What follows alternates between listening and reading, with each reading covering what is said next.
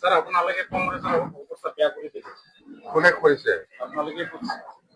নিজে নিজে হৈছে। আমি কৰাৰ নাম কি? কোনে কৰি লৈছে? আমি কৰি লৈছো। নিজে নিজে কৰি লৈছে কংগ্ৰেছে। কোৱা নাই আমাক দিলীপ দাহঁতে কি কৈছে শুনা নাই। নিজে নিজে হৈছে। আৰু আপুনি কৈছিল যে কংগ্ৰেছৰ আপোনালোকে জিকাই দিয়ক, আমি নিষ্ঠা দিয়া ৰিক্স আপুনি লৈছে। আমি যে জিকাই দিলো। মই জিকাই দিয়া মানুহ, মঞ্চে দিয়া মানুহ দাদাহঁতে আছে। মই হ'ল বিজেপি দলৰ প্ৰেচিডেণ্ট। বিজেপি দলৰ প্ৰেচিডেণ্ট হ'ল আমাৰ দাদা। স্যাৰ ক্যাম্পেইনত তো কৈছিলে যে মানে যি লাগে দি দিম, মন্ত্ৰী লাগিলে মন্ত্ৰী দি দিম বুলি আপুনি কৈছিলে। এতিয়া খোজক না, খোজা নাই যে মোক খুজিব দিয়কচোন।